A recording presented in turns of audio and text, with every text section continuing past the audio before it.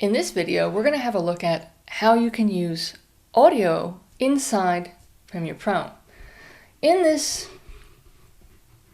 exercise, you're going to want to find within the workspaces the audio workspace. Once you've opened this, it won't really look like much because you'll see that there's media that you can browse, but then there's also this edit where unless you've got something selected that has sound, it's not necessarily going to be helpful to you.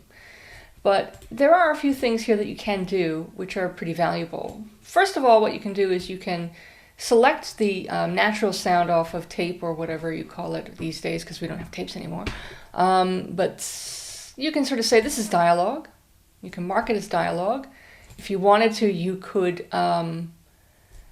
apply a filter to these universally, or say, for instance, if you had separated out based on conversation and had the dialogue of different characters on different lines, you might mix them differently, or whatever you want to do. But for the moment, this is probably fine. All right. And then we have this particular piece of media, which we can say is music. And then what we can do is we can do something called ducking.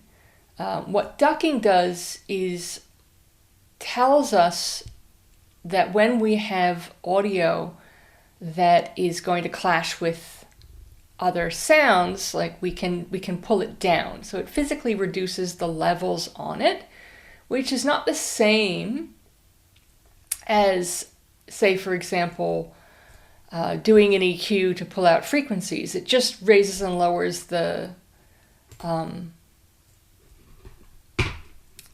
sensitivity to other things. So at the moment, because we've already sort of designated all these other tracks are speaking, if we say that we have a high sensitivity, at the moment most of this has clips on it, so we may not actually get a result that feels particularly sensitive, but let's just see what it does. And you can see that it's picked up on a few things here. If I zoom in, you'll see it's tried, but it's not exactly particularly clever. What it's seen here is there is a gap here between this piece of voiceover and this one. There's a little gap here, so it has created some reduction in this, but it's probably still overall too loud. And I think we can also probably apply other tools to it, but you'll notice here that when we go to apply other tools to it, that it's not exactly super fantastically useful, but we can still just go for it. And you can see that it generates differently here. We have a little bit of a smoother flow. So let's have a look at what this seems like. Home, it's not that bad. I don't believe you. How long do I... So in a situation like this, obviously, that rise in audio at that moment is probably a bit dramatic, but you can see that what it's done is it's trying to create a sort of combination of this balanced background music with the audio ducking. So if all you want to do is do a bit of a quick mix in this tool, then something like that might be really helpful for you. There are other things that you can do. So if we've, say, for instance, got an individual audio clip and you want to do anything to it, say, for instance, deal with any of the dynamics, and here we have, say, for instance, EQ popping up, and you can sort of say that you might want this to be a subtle boost, right? Now, my personal preference, rather than doing a boost on voice, because boosting a signal always makes it a bit bigger than it kind of is, would be to actually reduce that here.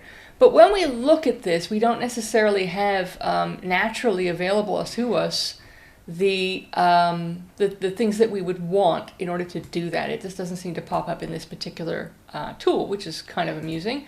We don't have a lot of options here.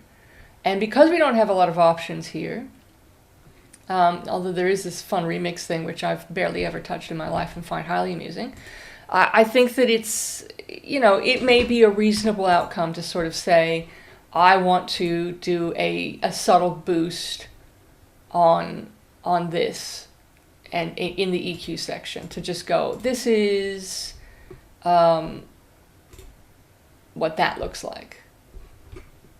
And so if we look at this, you can see that we don't have to change the clip level. But if we look at what that is, How long do I have to come up with the money? right? And if I take that off, How long do I have to come up with the money? there's almost no difference. We can pop it on and we can change it up and we can say we want it to be a much more accentuated situation. How long do I have to come up with the money? Feels a little sharper. And you can do things like changing elements of tone, changing elements of room tone through reverb, and if you needed to, you could change the clip level. So this is kind of like a real basic way of looking at your timeline and making some changes inside this tool really quickly. So what I've done is, remember, I've grabbed all of my clips that are the sound of people, the dialogue, and I've labeled them as dialogue.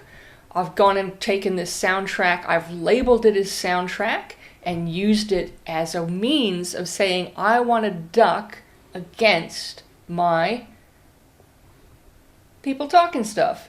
If I also had other things in there like effects, I could also add them and duck against them as well if I felt that that was appropriate.